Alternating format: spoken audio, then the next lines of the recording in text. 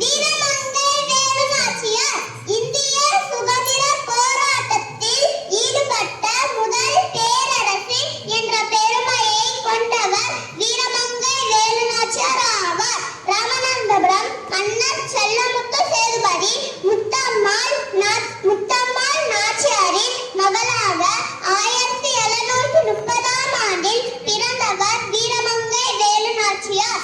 சிறு வயதிலேயே வீர விளையாட்டுகளான சிலம்பம், குதிரையேற்றம், வாள்வீச்சு, வில்வித்தை முதலான வீர கலைகளில் பயிற்சி பெற்றார். தாய்மொழி ஆகிய தமிழ் மட்டுமல்லாமல் பிரெஞ்சு, ஆங்கிலம், உருது ஆகிய மொழிகளிலும் தேர்ச்சி பெற்றார். 1746இல் சிவகங்கையின் மன்னரான முத்து வடுகநாதரை மணந்து பட்டத்து ராணி ஆனார்.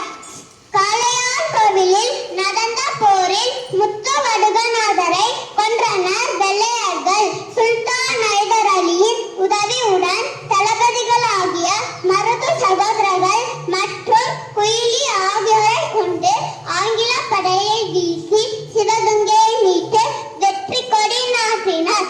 சரித்திர புகழ் வாய்ந்த இந்த வெற்றி கிடைத்த போது இந்த வீரமங்கைக்கு 50 வயதுதான்.